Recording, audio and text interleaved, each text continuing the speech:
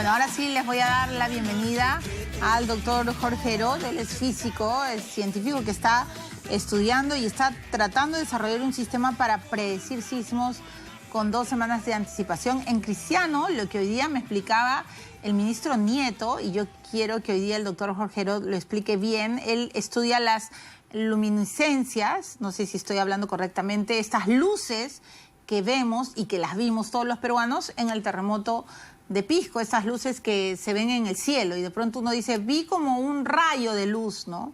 Y el doctor Jorge Herod se encarga de estudiar todas estas señales. Y luego, a su lado está el ingeniero Marcial Blondet, que él es de la Facultad de Ingeniería Civil. Y entonces, Marcial sabe todo lo que sucede del techo para arriba.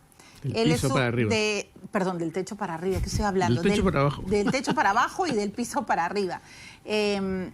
Él es especialista en estructuras y por eso lo hemos invitado, para que nos explique bien qué es lo que pasa con las casas, con los edificios, con los colegios, con las oficinas donde ustedes pasan la mayor parte del tiempo. Doctor Herod, ¿cómo está? Bienvenido a todos. Muchas gracias. Buenas noches.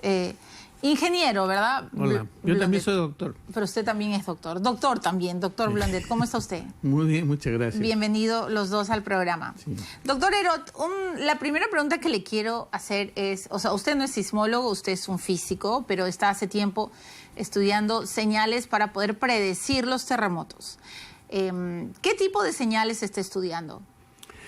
Primero quiero aclarar que estamos estudiando las señales, estamos haciendo investigación, no predicción, ¿no? Vamos camino a eso. ¿Ya? Lo que nosotros hemos descubierto, porque fue un descubrimiento que hicimos nosotros con un sismo en Tacna, es que unos pulsitos, unas señales que se ven en los instrumentos que tenemos, antes del sismo que se habían visto una vez en California, nosotros los hemos visto regularmente con 15 días de anticipo. Es decir, la placa de Nazca que presiona tratando de meterse por debajo de la placa continental en un proceso que se llama subducción, este proceso produce un empuje, significa esfuerzos. En la física, en estructuras también se llaman esfuerzos, que es algo como una presión, excepto entre dos sólidos. Y esto produce cargas eléctricas. Cargas eléctricas igual que, por ejemplo, en una aurora boreal. Entonces, las luces que hemos visto nosotros son algo parecido a las luces en una aurora boreal. Es decir, son partículas eléctricas que chocan con los átomos del aire, nitrógeno, oxígeno fundamentalmente, y producen ruptura dieléctrica. Eso significa una descarga eléctrica pequeña y se ve como una luminiscencia que se mueve. Por estos esfuerzos. Producto de estos. Del esfuerzo, de la presión que está ejerciendo. La mejor manera de decirlo es presión, aunque realmente es un esfuerzo, que produce una placa al introducirse debajo de la otra.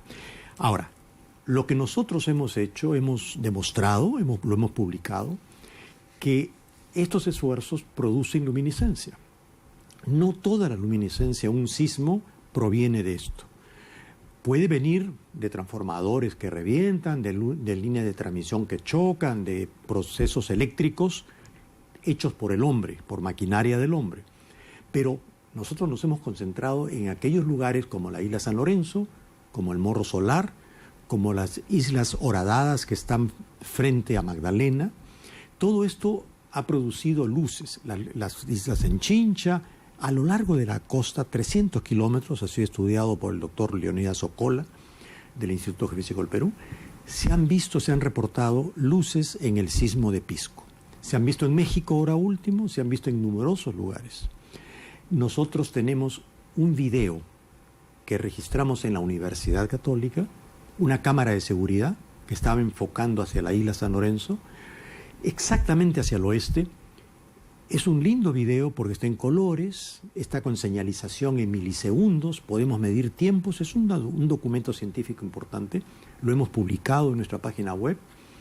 Y esto se ha dado a conocer, es el mejor video que existe sobre luces documentado. Ahora, lo que nosotros estamos haciendo no está basado únicamente en luces, porque las luces se ven de noche. En el día compite con la luz solar y no se ven. No es una buena forma de que nos dé una impresión de que va a haber un sismo. Como una anécdota histórica, cuando hubo el gran sismo de Lima, 1746, un 28 de octubre, el agua se salió, hubo un tsunami enorme, llegó a Carmen de la Legua, etc. Todos conocemos esa historia. Bueno, exactamente 21 días antes, el 7 de octubre, se reportaron lenguas de fuego que salían de las paredes de piedra de una prisión que hay en la isla San Lorenzo, todavía está ahí. Es una prisión antigua de la época de la colonia. Y de los cerros rocosos de la isla San Lorenzo. Entonces hay evidencias que los grandes sismos producen estas luces antes del sismo. En ese caso, 3 semanas. Nosotros estamos viendo señales con 2 semanas de anticipo. Pero lo que nosotros hacemos, lo que estamos estudiando, no son propiamente las luces. Las luces nos sirven, pero no es el fondo. Lo que estudiamos son señales que registramos con instrumentos. Tenemos 10 de esas estaciones en el Perú y estamos estudiando, recogiendo, haciendo publicaciones y estamos empezando a entender muy bien qué cosa es lo que sucede antes del sismo. ¿Ha visto señales de luz últimamente? No. No, porque se habla todo el tiempo de que va a haber un fuerte terremoto en Lima. Por supuesto, los sismólogos estudian estos fenómenos de otra manera. Lo estudian con balance de energías, con estadísticas. El Instituto Geofísico del Perú hace eso. Y el Instituto Geofísico ha dicho en repetidas oportunidades que va a haber un sismo en Lima 8.9, 8.8, 8.9. Y repetidas veces lo han comentado los sismólogos del Geofísico. Yo creo en eso, sí, va a haber un sismo. Lo que pasa es que no se sabe cuánto, ¿no? Es como yo le digo, yo estoy seguro que en los próximos 2 años me va a dar una buena gripe, por ejemplo, ¿no? Pero no sé cuánto. Pero estoy casi seguro que me va a dar una gripe porque nos da la gripe de vez en cuando. Entonces, pero no le puedo decir cuánto. Lo que nosotros pretendemos hacer, caminamos hacia, es tratar de ver si hay ya el pequeño dolorcito de garganta o el pequeño que nos dice que se aproxima la gripe. Claro, porque todo el tiempo se está hablando de esto, ¿no? Va a haber un terremoto en Lima, hay que estar preparados, y ahora voy a preguntarle, por supuesto, al doctor Blondet sobre las estructuras, pero el silencio sísmico está haciendo mucho ruido, ¿no? He escuchado 1000 metáforas sobre esto y entonces es como que, por Dios, ¿cuándo va a ocurrir este terremoto que todos tenemos sobre la cabeza? Así es, no lo sabemos. No lo sabemos, tenemos que estar preparados. Pero usted ha dicho que en 2 años se va a enfermar de todas maneras.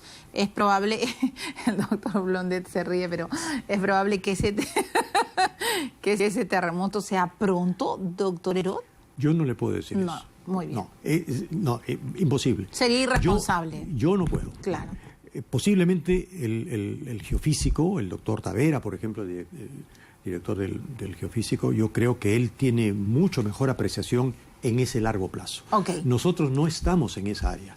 Nosotros no estamos en competencia con los sismólogos. Nosotros lo que estamos haciendo es encontrar maneras de entender lo que sucede en Lima a unos 50 o 60 kilómetros bajo tierra. Porque la corteza terrestre, pensamos, tenemos evidencias que nos da señales, ¿no? Envía señales que podemos registrar instrumentalmente. Y si usted pudiera resumir lo que pasa en Lima, kilómetros más abajo, así de manera muy fácil para que todos lo tengamos en la cabeza, ¿qué nos diría? Yo no le puedo decir, como le digo, en el largo plazo. No, yo sé, yo entiendo, pero usted ha estudiado, estudia todo el tiempo la los esfuerzos, la presión de estas placas? O sea, ¿usted nos diría que vivimos en una zona altamente peligrosa? No me atrevo yo a decir eso. Lo que sí le puedo decir es que vemos actividad en diferentes sitios. Tenemos estaciones en Lima, 2, tenemos 4 estaciones en el departamento de Ica y tenemos 3 en el departamento de Tacna y 1 en Moquegua. Eso es lo que tenemos. Y en todas ellas vemos actividad. Muy bien. Vemos actividad con nuestros sensores. Estudiamos esa actividad, pero no le puedo decir qué pasa en Lima o qué va a pasar en Lima. Ok, ¿no? clarísimo. A menos que tengamos algún caso que podamos recibir. Claro, lo más importante que me acaba de decir hoy día es que no ha visto luces últimamente, para empezar. Eso está bien. Últimamente no hemos visto. Claro, porque si hubiera sido así con 2 semanas, me quedaría claro que de repente en 2 semanas va a haber un terremoto. No. Está bien. Además, está las bien. luces en el sismo de Pisco, en Lima, no se vieron con anticipación. Fueron luces cosísmicas, es decir, se vieron en el momento sí. que llegaba la onda sísmica. Es verdad. Como decía el doctor Blondet, hay 2 ondas sísmicas que llegan, una lo que se llama la onda P y la onda S. La onda P llega primero. Se siente un pequeño zamacón. Es lo que sentimos. A veces viene con ruido, a veces no, pero se siente un pequeño movimiento que dice algo se movió, ¿no? Luego de un tiempo de varios segundos llega la onda S, dependiendo de la distancia. Este no es exactamente el caso del sistema de alerta que tienen los mexicanos. Los mexicanos tienen un sistema de alerta basado en sismómetros que están en la costa del Pacífico y la Ciudad de México está a 300 o 400 kilómetros adentro. Por lo tanto, hay un retardo ahí del orden de 30, 40, 50 segundos de retardo.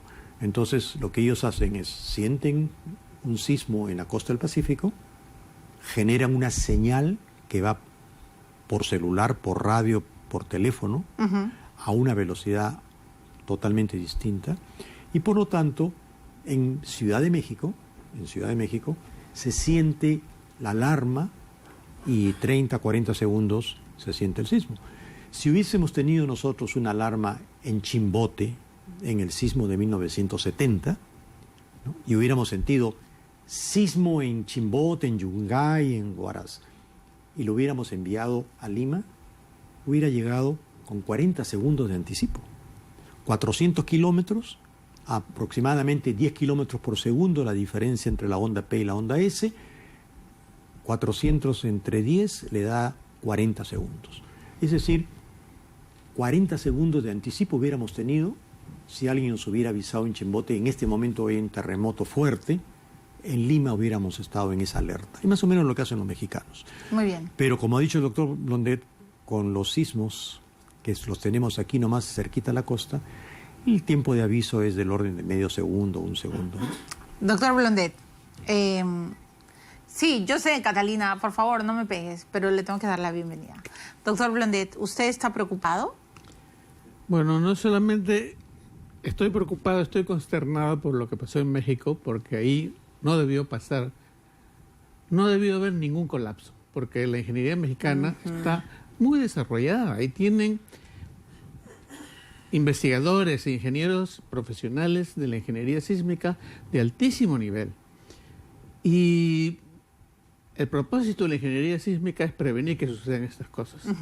Entonces, los edificios que han colapsado porque han estado mal construidos, o mal diseñados o mal construidos.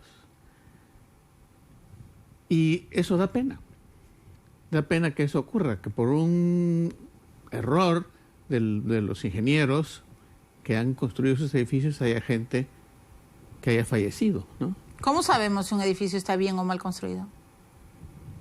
Bueno, en los países sísmicos normalmente existe una norma, que son un conjunto de reglas que los ingenieros estructurales tienen que seguir para garantizar que los edificios tengan un buen comportamiento.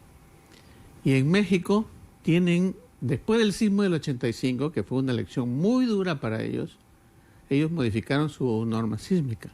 y ahora tienen una norma de primer nivel. Entonces, hasta en Ciudad de México, que como tú sabes, como dice la canción, Guadalajara en un llano, México en una laguna, hay una zona en México que es una zona que tiene un suelo muy blando y amplifica las ondas. Y ya saben construir edificios sismorresistentes ahí también. Entonces, no ha debido ocurrir nada de esto. En nuestro caso, estamos en una situación parecida, porque hay un porcentaje muy grande de edificaciones que han sido construidas informalmente, sin que participe un ingeniero estructural, sin que alguien haya mirado la norma sísmica, ¿no? Para ver si se ha hecho bien.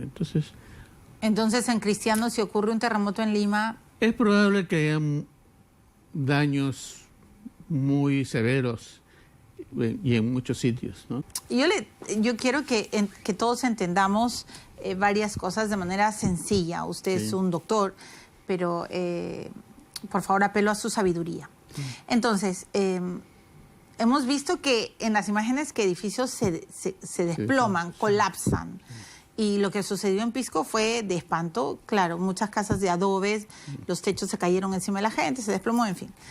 Lo primero es, ¿por qué una casa, un edificio, por qué colapsa? ¿Solo porque está mal construido? ¿Porque no usaron los materiales correctos? ¿Qué es lo que sucede?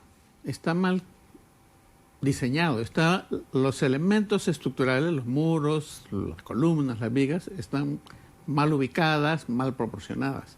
Entonces, todas las viviendas, todas las edificaciones deben tener una estructura que resista no solamente el peso, las cargas verticales, sino también el sismo. Y en el sismo... ¿Qué sucede? En el sismo lo que sucede es que el suelo se mueve en todas las direcciones y cuando se mueve para arriba y para abajo, digamos, las cargas verticales aumentan un poco, pero la estructura normalmente las puede soportar.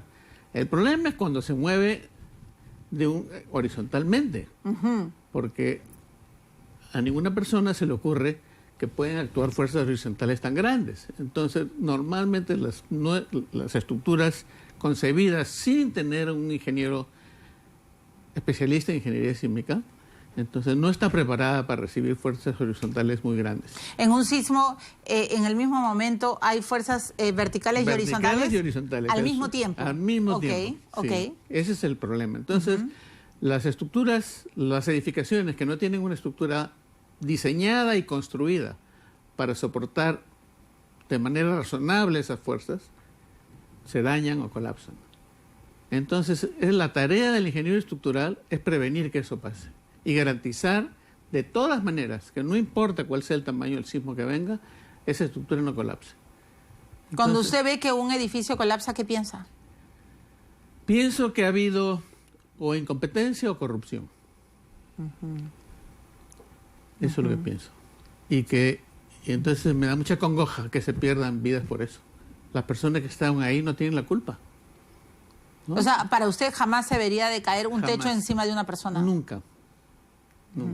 Pero, a ver, puede haber incompetencia o corrupción y también pobreza, porque usted sabe que en el Perú hay autoconstrucción. Bueno, por eso, justamente cuando han intervenido ingenieros competentes, no debe pasar nada. Ok. Nuestro problema es que muy pocas personas tienen acceso a ingenieros estructurales competentes. La mayoría de los peruanos no tienen la capacidad económica de contratar ingenieros estructurales. Entonces recurren o a la autoconstrucción o a la construcción informal.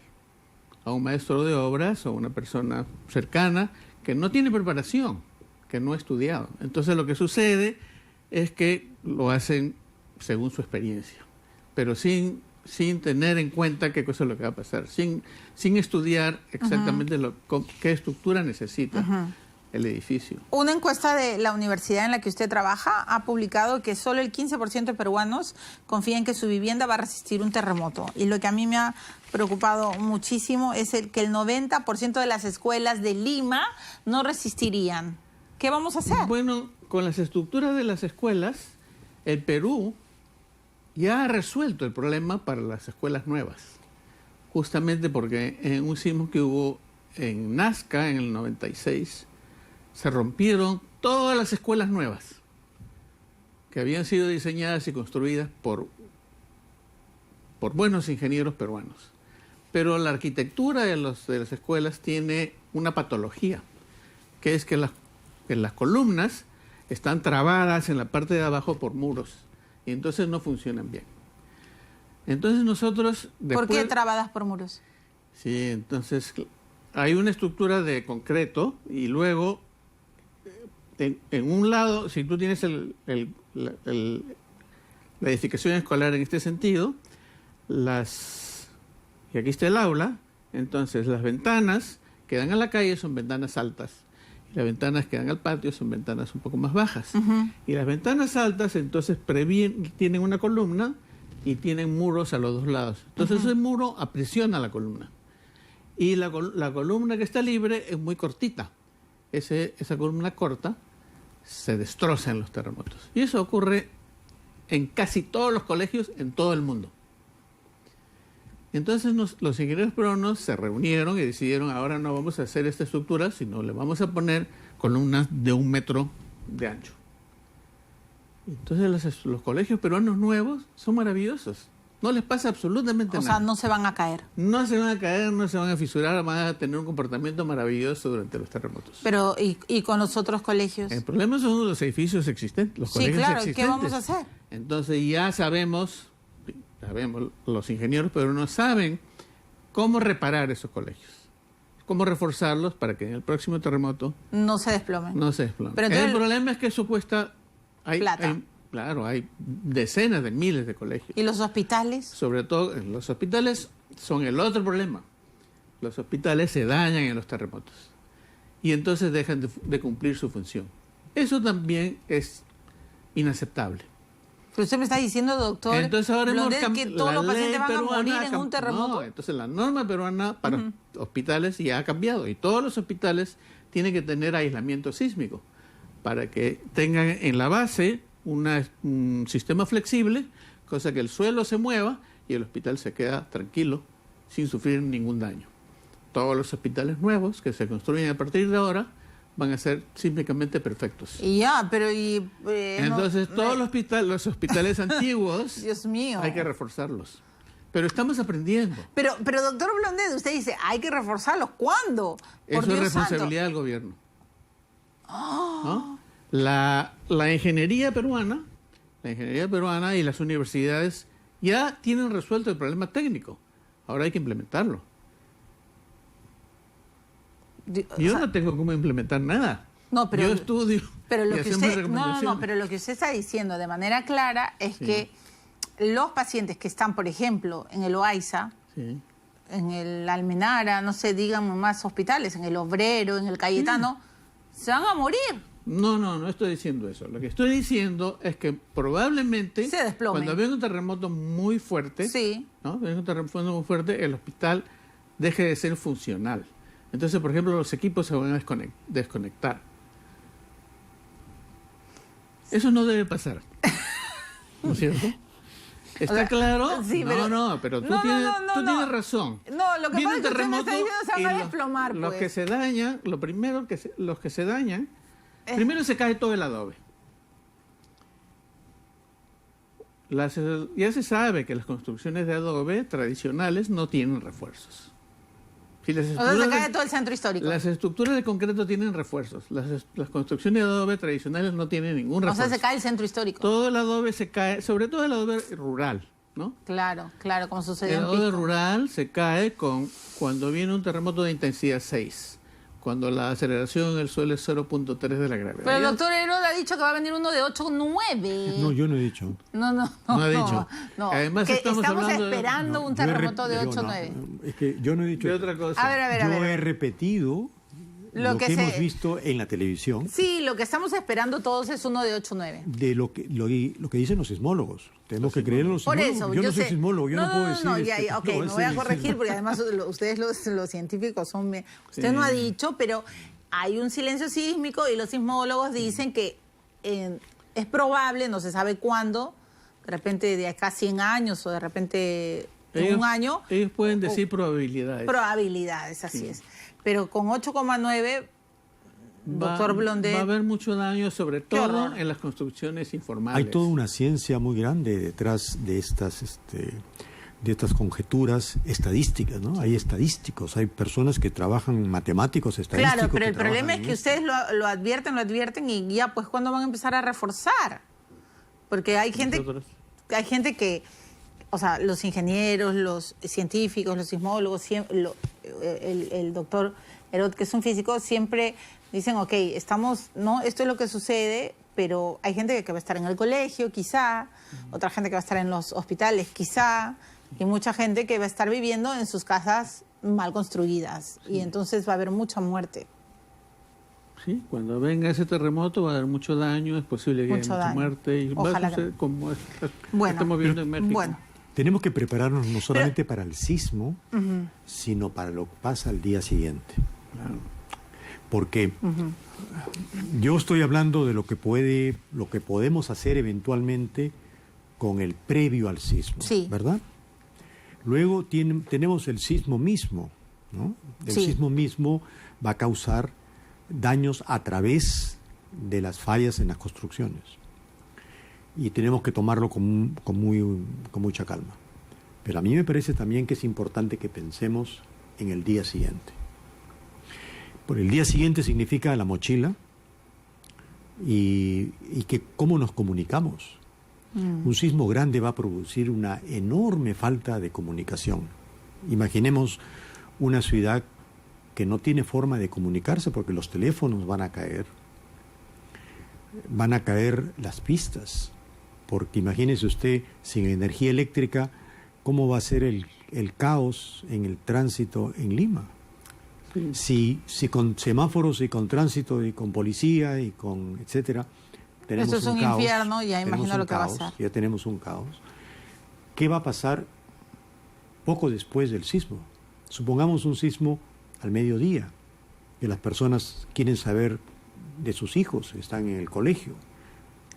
Los esposos trabajan por un sitio, las esposas por otro lado, quieren saber de unos a los otros. No, está clarísimo. Vamos a tener un problema de comunicación. No, y esperemos que los puentes resistan, porque recordamos lo que pasó en el puente, ¿se acuerdan? El que se desplomó, se cayó. La ciudad va a estar llena de escombros.